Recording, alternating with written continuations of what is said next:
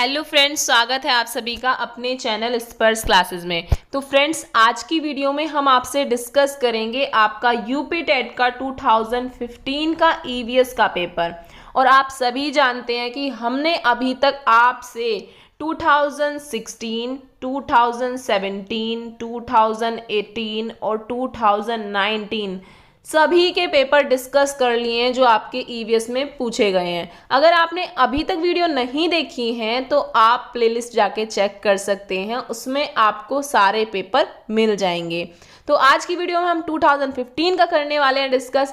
तो इन सभी पेपर से आपको ये आइडिया होगा कि एग्जाम में किस लेवल के क्वेश्चन पूछे जाते हैं। और देखिए, मैं आपसे ये नहीं कहूँगी कि एग्जाम में डिक्टो यही क्वेश्चन आपके छप जाएंगे, क्योंकि ऐसा नहीं है। एक दो क्वेश्चन हो जाते हैं यूपी टेट में, थोड़ा बहुत रिपीट हो जाते हैं, बट सी टेट की तरह यूपी टेट में नहीं होता है। सी टेट जो होता है उसमें प्रीवियस ईयर का बहुत इंपॉर्टेंट रोल होता है। सी टेट में काफ़ी कुछ आता है, बट यूपी टेट में रिपीट इतना ज़्यादा नहीं होता है, बहुत कम रहता है और क्वेश्चन का लेवल चेंज हो जाता है। ऐसा हो सकता है कि आपसे मान लीजिए इस पेपर में आपसे ओजोन लेयर से रिलेटेड क्वेश्चन पूछा, तो अब ऐसा हो सकता है कि इस टॉपिक से रिलेटेड नेक्स्ट पेपर में आपसे कुछ चेंज करके पूछें। इस टॉपिक में मान लीजिए आपसे बायोडाइवर्सिटी से कुछ पूछा, तो ऐसा हो सकता है कि यहाँ पे बायोडाइवर्सिटी से आया है तो नेक्स्ट पेपर में भी बायोडाइवर्सिटी से पूछेंगे, बट पैटर्न या क्वेश्चन अलग कर देंगे। तो आपको ये आइडिया हो जाएगा कि आपको किस किस टॉपिक को ज़्यादा टाइम देना चाहिए। तो स्टार्ट करते हैं अपनी आज की क्लास को। पहला क्वेश्चन है, निम्न में से कौन सा पादप उत्पाद साबुन का विस्थापन है? Of the following which plant produce a substitute of soap? तो आपका ऑप्शन है रुद्राक्ष, आपका ऑप्शन है रीठा, नेक्स्ट आपका ऑप्शन है तेंदू, या आपका ऑल ऑफ द अबव। तो जो इसका आपका करेक्ट आंसर हो जाता है वो हो जाता है आपका रीठा। और अब आपको क्या करना है, आपको ये सर्च करना है जो रीठा है उसमें क्या पाया जाता है। नेक्स्ट क्वेश्चन है आपका, among the following automobile fuel which one is considered to be the eco friendly? निम्नलिखित वाहनों ईंधनों में किसको आजकल पर्यावरण स्नेही माना जाता है? तो देखिए, सबसे ज़्यादा हम किसको कहते हैं कि हाँ ये हमारे पर्यावरण को कहीं ना कहीं प्रोटेक्ट करती है, स्नेही मानते हैं। तो डीजल को भी नहीं मानेंगे, पेट्रोल को भी नहीं मानेंगे, एलपीजी को भी नहीं मानेंगे, तो ये सब हमारे कट जाते हैं। हम कहते हैं सीएनजी यूज़ करो। तो सीएनजी जो है कहीं ना कहीं उसे पर्यावरण के लिए एक तरह से इको फ्रेंडली माना जाता है। नेक्स्ट क्वेश्चन देखते हैं। नेक्स्ट क्वेश्चन क्या है आपका? नेक्स्ट क्वेश्चन है आपका, in an ecosystem mineral cycle is called. तो देखिए, ये वाला क्वेश्चन है जो आई थिंक आपका रिपीट हुआ है। ये इस साल इस एग्जाम में भी आया है, 2015 में भी पूछा गया है, आई थिंक ये आपसे 2016 में भी पूछा गया था कि परितंत्र में तत्वों का चक्रण कहलाता है। पर पूछने का तरीका शायद बदल गया, उसमें थोड़ा डिटेल में घुमा के पूछा हुआ, इसमें डायरेक्ट पूछ लिया है। तो जो आपका इकोसिस्टम मिनरल साइकिल है उसे आप क्या कहते हैं? जीव भू रासायनिक चक्र कहते हैं, भू वैज्ञानिक चक्र कहते हैं, रासायनिक चक्र कहते हैं, इनमें से कुछ नहीं कहते हैं। आप इंग्लिश में भी देख सकते हैं, आप इसे बायो जियोकेमिकल साइकिल कहते हैं, जियोलॉजिकल साइकिल कहते हैं, फिर केमिकल साइकिल कहते हैं। तो जो आपका इकोसिस्टम की साइकिल है उसे आप कहते हैं अपनी बायो जियोकेमिकल साइकिल, जिसे आप क्या बोलेंगे? जीव भू रासायनिक चक्र बोलेंगे। नेक्स्ट क्वेश्चन है हमारा, चिपको आंदोलन वॉज इंस्पायर बाय। जो आपका चिपको आंदोलन है वो किसके द्वारा इंस्पायर, मतलब कौन उसके क्या थे? प्रेरणा थे। आपके प्रेरणा कह सकते हैं, या मतलब कुछ भी मेन मेंबर कह सकते हैं। तो चिपको आंदोलन के प्रेरणा कौन थे? तो चिपको आंदोलन के प्रेरणा आपके सुंदरलाल बहुगुणा थे। अब देखिए, आपको जो चीज़ बताई जा रही है प्लीज़ उसे सर्च करके देखिए। जैसे आपका चिपको आंदोलन के बारे में क्वेश्चन आया है, तो अब इसका मतलब ये कोई है कि चिपको आंदोलन से यही क्वेश्चन आपके एग्जाम में आ जाएगा? नहीं, आपको इससे रिलेटेड पढ़ना होगा कि चिपको आंदोलन क्या था, क्या हुआ इसके अंदर, कैसे लोगों ने क्या किया, मतलब इसमें मतलब पेड़ों को बचाया गया था, पेड़ों को बचाने के लिए आपकी कौन सी वुमेन थी जिसने जान दे दी थी अपनी। तो ये सब आपको इसके बारे में पढ़ना है जिससे आपसे एग्जाम में पूछा जाए तो आप उसे कर सकें। और इनके साथ कौन और कौन मेंबर थे वो सब आपको देखना होगा इससे रिलेटेड। नेक्स्ट आपका क्वेश्चन है,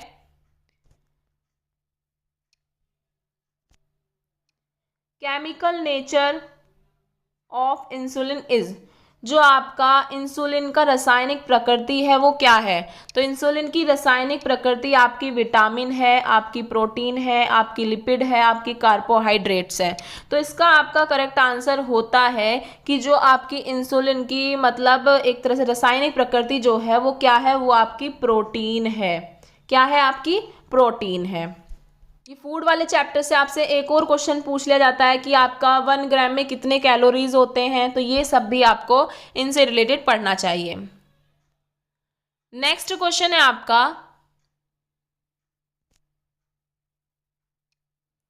इन प्लांट मियोसिस अकर इन, पौधों में अर्धसूत्री विभाजन होता है। जो हमारे पौधों में अर्धसूत्री विभाजन जो होता है वो मूल शीर्ष में होता है, पराग कणों में होता है, तने में होता है, पराग कोश में होता है।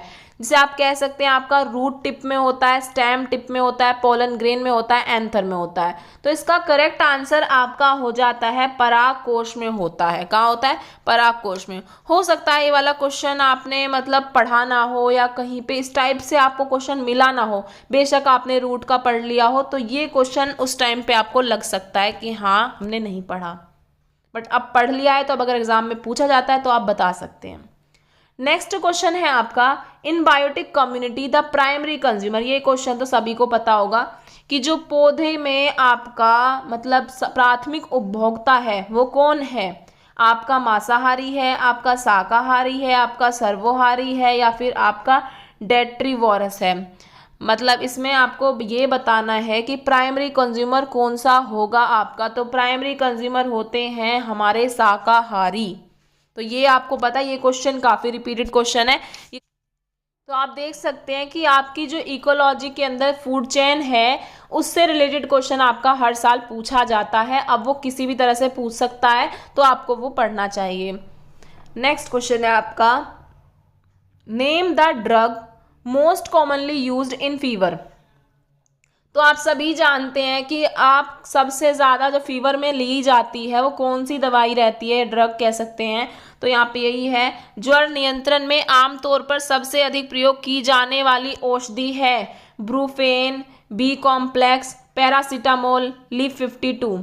तो आप सभी जानते हैं अब आपका जब से कोरोना चला है तब से तो अगर फीवर किसी को भी आ रहा है सब क्या ले रहे हैं? पैरासीटामोल ले रहे हैं।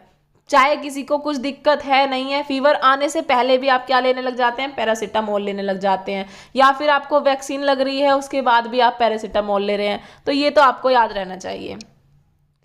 नेक्स्ट क्वेश्चन है आपका, micro organism responsible for card formation. ये क्वेश्चन आपका रिपीट हुआ है। तो देखिए रिपीट नहीं हुआ है, पैटर्न बदला है। इस वाले एग्जाम में आपसे पूछा है कि जो आपका दही निर्माण हेतु सूक्ष्म जीव उत्तरदायी है। आपसे यहाँ पूछा है सूक्ष्म जीव, और आपके जो 2016 वाले पेपर में पूछा था उसमें पूछा था वो प्रक्रिया क्या होती है, जिसमें हमने बताया था कि जो दही जमने की प्रक्रिया उसे आप क्या कहते हैं। तो इसमें आपके सामने है कि आपके जो कार्ड को फॉर्मेशन करने के जो आपके सूक्ष्म जीव होते हैं वो कौन से होते हैं। तो वो आपका आंसर हो जाता है लैक्टोबैसिल्स। क्या हो जाता है? लैक्टोबैसिल्स आपका इसका आंसर हो जाता है। और जो जमने की प्रक्रिया होती है उसे आप क्या कहते हैं? उसे आप कहते हैं आपका कवक। तो ये आपको याद रखना है।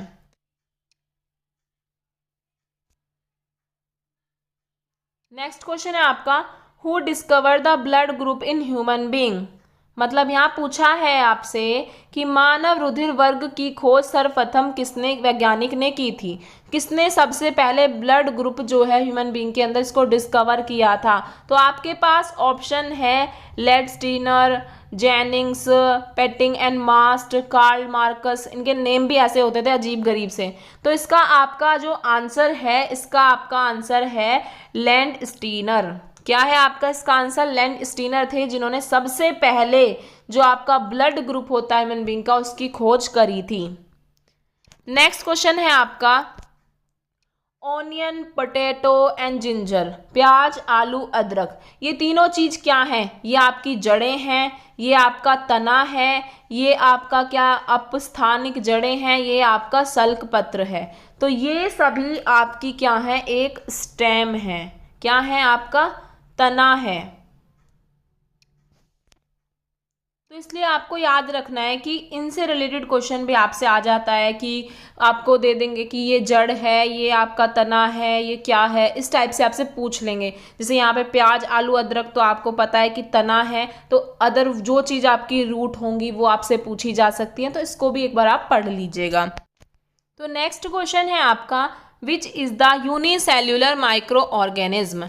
एक कोशीय जीव है, आपका एक कोशीय जीव कौन सा है? स्पाइरोगायरा है, विषाणु है, आपका पैरामीशियम है, आपका हाइड्रा है। तो इस आंसर मतलब इस क्वेश्चन का करेक्ट आंसर आपका हो जाता है पैरामीशियम। नेक्स्ट क्वेश्चन पर आते हैं। नेक्स्ट क्वेश्चन है आपका, such herbivorous animal which are only depend on green plant. जो शाकाहारी जंतु भोजन के लिए हरे पौधों पर निर्भर रहते हैं, तो आपको इसमें बताना है जो शाकाहारी जंतु हैं आपके, जो पौधों पर निर्भर रहते हैं, वो कौन है? आपके फर्स्ट लेवल कंज्यूमर है, सेकंड लेवल कंज्यूमर है, थर्ड लेवल कंज्यूमर है। तो आप सभी जानते हैं कि अगर बात हो रही है फर्स्ट लेवल के कंज्यूमर की, तो वो कहाँ पे रहेंगे? वो सॉरी, आंसर ही बता दिया आपको। मतलब बात हो रही है हर्बीवोरस की, जो प्लांट्स पे डिपेंडेंट हैं, ग्रीन पौधों पे डिपेंडेंट हैं, तो वो कहाँ आएंगे? आपका फर्स्ट लेवल कंज्यूमर में आएंगे, और उन्हें आप क्या कहेंगे? आपका हर्बीवोरस कहेंगे। तो देख लीजिए, आपके 2 क्वेश्चन आ गए इस वाले फूड चेन से, तो फूड चेन आपके लिए इंपॉर्टेंट हो जाता है काफ़ी। नेक्स्ट क्वेश्चन है आपका, प्लेग इज। तो प्लेग जो है आपकी एक विषाणु जनित बीमारी है, एक आपकी कवक जनित बीमारी है, एक आपकी जीवाणु जनित बीमारी है, या आपकी खनिज जनित बीमारी है। इंग्लिश में देख सकते हैं, आपकी वायरल डिजीज है, फंगल डिजीज है, बैक्टीरियल डिजीज है, या मिनरल डिजीज है। तो जो आपकी प्लेग होती है वो आपकी एक बैक्टीरियल डिजीज होती है। और फ्रेंड्स देखिए, एक क्वेश्चन आपसे एग्जाम में पूछ लिया जाता है पारा से रिलेटेड, तो वो भी आपको पढ़ना होगा। तो वो भी एक ऐसी है कि पारा से, हाँ मतलब जो आपका पारा है ये मछलियों ने खाया था, तो मछलियों के अंदर से मछलियों को जिन्होंने खाया उनको ये हो गया, पारा रोग लग गया, जिससे मतलब मीना माता रोग से रिलेटेड कुछ रहता है। तो ये आप पढ़ सकते हैं, आपको एनसीईआरटी में नहीं एससीईआरटी में मिल जाएगा, तो ये टॉपिक पूछ लिया जाता है। नेक्स्ट आपका क्वेश्चन है, गैशियस वेस्ट इज। जो आपका गैशियस वेस्ट है, मतलब आपका गैशियस अपशिष्ट है, ये क्या है? सब्जी एवं फलों के छिलके, घरों की नालियों का गंदा पानी, खेत खलियान से निकलने वाला कचरा, लकड़ी कोयले से जलने वाला धुआं। तो जो गैसीय अपशिष्ट होगा वो होगा आपका smoke of burning coal and wood. Next question है आपका, which of the following plant are dispersed widely? Those dispersed as spores, those dispersed as seed, those dispersed as fruit, those dispersed by vegetation propagation. निम्नलिखित में से कौन से पौधे दूर दूर प्रसारित होंगे? बीजाणु द्वारा प्रकर्णित पौधे, बीज द्वारा प्रकर्णित पौधे, फल द्वारा प्रकर्णित पौधे, कायिक जनन द्वारा वितरित। तो इसका आपका सही आंसर था those dispersed as fruit. Next question है आपका, जब एक जीव लाभ लेता है बगैर दूसरे सहवासी जीव को प्रभावित किए तो कहलाता है। तो देखिए, ऐसे क्वेश्चन भी आपसे पूछे जाते हैं। एक तो यहाँ पे ये पूछ लिया कि लाभ लेता है और उसको प्रभावित किए बिना, एक पूछ लिया जाता है कि दोनों जीव एक दूसरे से लाभ लेते हैं, एक पूछा जाता है कि एक को फायदा होता है दूसरे को नुकसान होता है। तो ये सभी भी आपको पढ़ना है, ये आपको कहीं ना कहीं बायोलॉजी में मिलेगा आपको। तो इसका आपका सही आंसर हो जाता है, जो इसमें क्वेश्चन में पूछा है कि एक तो लाभ ले रहा है दूसरे को प्रभावित किए बिना, तो उसका आंसर हो जाता है आपका सहभोजी। क्या हो जाएगा? आपका सहभोजी हो जाएगा।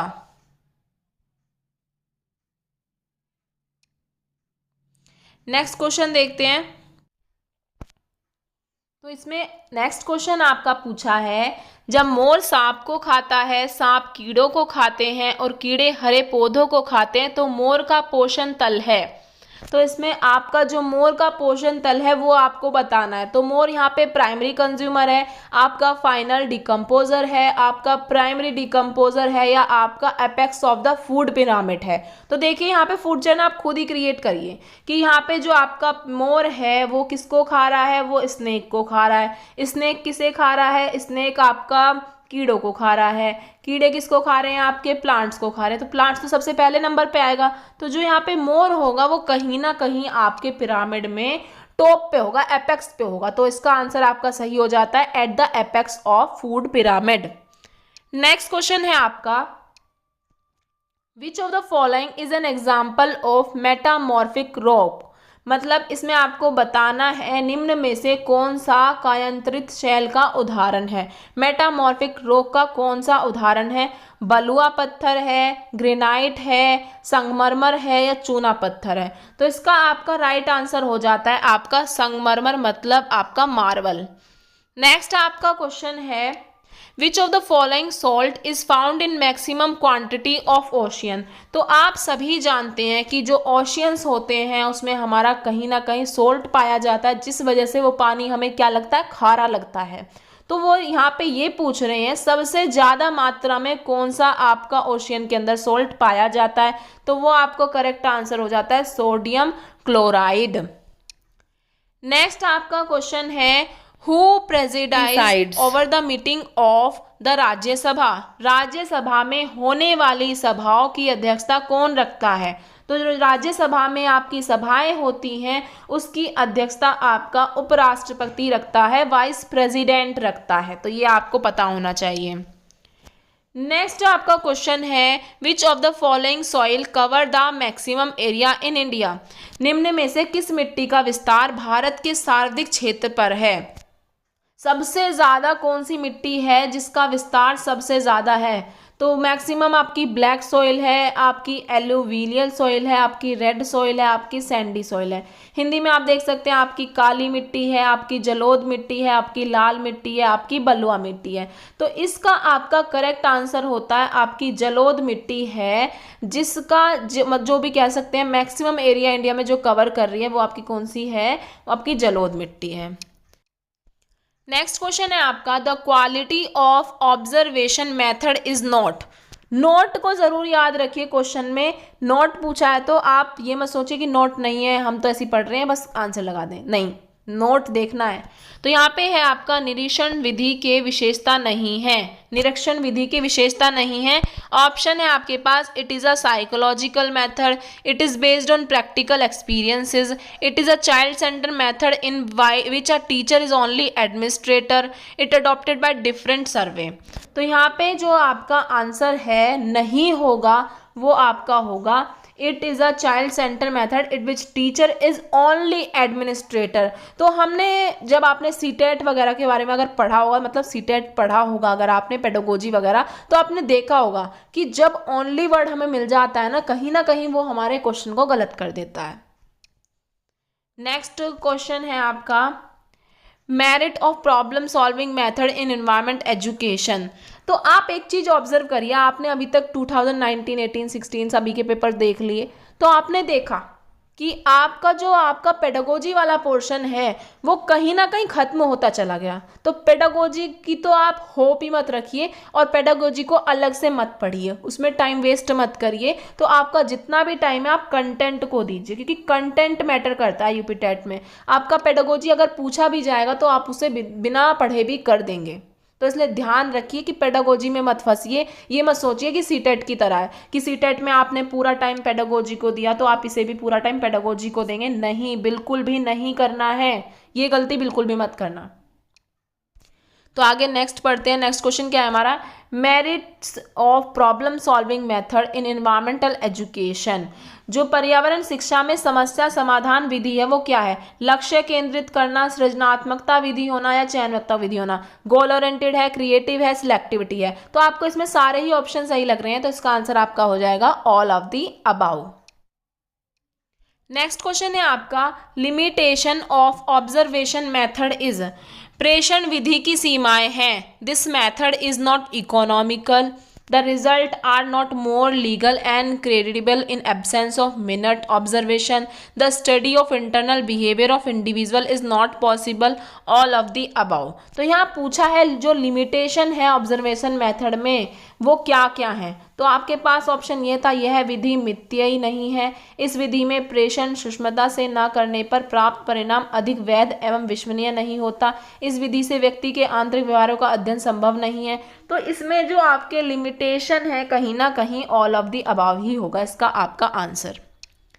नेक्स्ट क्वेश्चन है आपका, the correct definition of ecosystem is.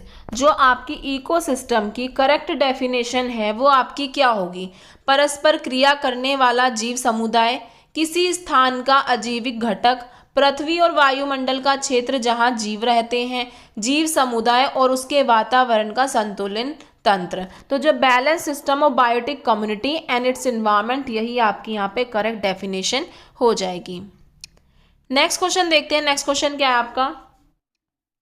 Next question देखते हैं। नेक्स्ट क्वेश्चन है आपका, greatest advantage of bipedal movement in the evolution of man is. मानव विकास के क्रम में दो पैरों पर चलने का सबसे बड़ा लाभ है शरीर को अच्छी प्रकार आधार देना, शरीर का भार कम होना, हाथ स्वतंत्र रूप से मस्तिष्क की आज्ञा अनुसार कार्य कर सकते हैं, अधिक तेल चाल। मतलब यहाँ पे कहना चाह रहे हैं अगर हम खुद पैरों पर चल पा रहे हैं इसका सबसे बड़ा लाभ क्या है। अगर ऐसा होता है तो ये एक तरह से हमारा क्या होता है, हमारे ब्रेन को इंस्ट्रक्शन दे पाता है। तो ये यहाँ पे सही है।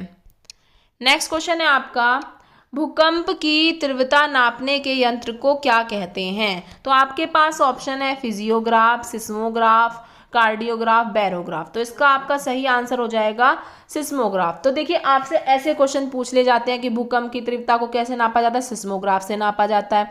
ऐसे ही जो आपकी पॉल्यूशन की इकाई है उसे किससे नापा जाता है, तो ये आपसे पूछ सकते हैं। ऐसे ही आपसे पूछ सकते हैं कि जो ओजोन लेयर से रिलेटेड कुछ फैक्ट क्वेश्चन होंगे तो वो आपसे पूछ लेंगे। तो ये चीज़ें आपको पढ़नी पड़ेंगी। बेसिक क्वेश्चन है जो आपको कहीं ना कहीं से नेट पे से सर्च करके उठाने पड़ेंगे। आपसे पूछ सकते हैं कौन सा अधिनियम कब आया था, किस डेट को आया था। तो ये सब क्वेश्चन इसमें ईवीएस में पूछे जाते हैं। और ईवीएस का कंटेंट ऐसा कंटेंट है जिसे फिक्स्ड ये नहीं कह सकते हम कि 30 के 30 मार्क्स में से वही कंटेंट आ जाएगा। इसमें क्या होता है, हर साल पैटर्न में कहीं ना कहीं चेंज कर देते हैं जिससे कहीं ना कहीं क्वेश्चन रह जाता है। नेक्स्ट क्वेश्चन है आपका, what is the instruction to record the intensity of earthquake? तो हमने पढ़ लिया। नेक्स्ट है आपका, which planet is the nearest to the sun? जो आपका सबसे पास में है प्लैनेट वो कौन सा है? अगर आपने क्लास 6 की एनसीईआरटी पढ़ी होगी तो आपने उसमें पढ़ा होगा माई, वेरी, एफिशिएंट, मदर, इस तरह से कुछ पढ़ा होगा ना। तो उसमें सबसे पहले होता है आपका मरकरी। तो मरकरी आपका आपके सन के सबसे ज़्यादा पास है। तो ये आपका करेक्ट आंसर हो जाता है। नेक्स्ट आपको गिर नेशनल पार्क के बारे में मैं पढ़ा चुकी हूँ और मैंने कल भी बताया था आपको इस तरह से क्वेश्चन पूछे जा सकते हैं। जैसे यहाँ पे आपसे पूछा है गिर नेशनल पार्क, नेक्स्ट वाले आपके 2016 में पूछा था आपसे गिर सेंचुरी करके पूछा था। तो ये आपका आंसर क्या हो जाएगा, गुजरात आपका आंसर हो जाएगा। तो फाइनली अब आपके 2015, आपका 16, आपका 17, आपका 18, आपका 19, ये पांचों पेपर मैंने आपसे डिस्कस कर लिए हैं ईवीएस के। तो अब आपका जो मोटिवेशन लेवल होगा वो कहीं ना कहीं तो अप होगा। आपको लगेगा कि हाँ हो जाएगा, एटलीस्ट 20 तो हो ही जाएगा अगर हम ठीक से ये टॉपिक्स कवर कर लेते हैं। जो मेन टॉपिक्स हैं वो आपको कवर करने हैं। लास्ट टाइम में आपको सब कुछ नहीं पढ़ना है, सारी बुक्स नहीं पढ़नी है, आपको वही पढ़ना है जो आपके काम का है, जो आपको इस पेपर में मतलब इन 5 साल के पेपर में आपने ऑब्जर्व किया है। जैसे आप देख सकते हैं चिपको आंदोलन से रिलेटेड आपको पढ़ना चाहिए, ओजोन लेयर से रिलेटेड आपको पढ़ना चाहिए, और आपको इन सब से रिलेटेड जो न्यूट्रिशन, प्लांट, एनिमल से रिलेटेड पढ़ना चाहिए। तो ये सब टॉपिक आप कवर करिए जो आपने ऑब्जर्व किया है। और डिमोटिवेट बिल्कुल भी नहीं होना है, आपको इजीली बस क्या करना है, मेहनत करनी है। आपको अपनी मेहनत पे ध्यान देना है और सब भगवान पे छोड़ दीजिए तो सब हो जाएगा। Thank you so much. अगर वीडियो पसंद आ रहा है तो अपने फ्रेंड्स में शेयर करें, चैनल को सब्सक्राइब करें और लाइक करें। और अगर आपका कोई भी डाउट है, आपको कुछ पूछना है तो आप मुझे इंस्टाग्राम पे मैसेज करके पूछ सकते हैं। Thank you so much.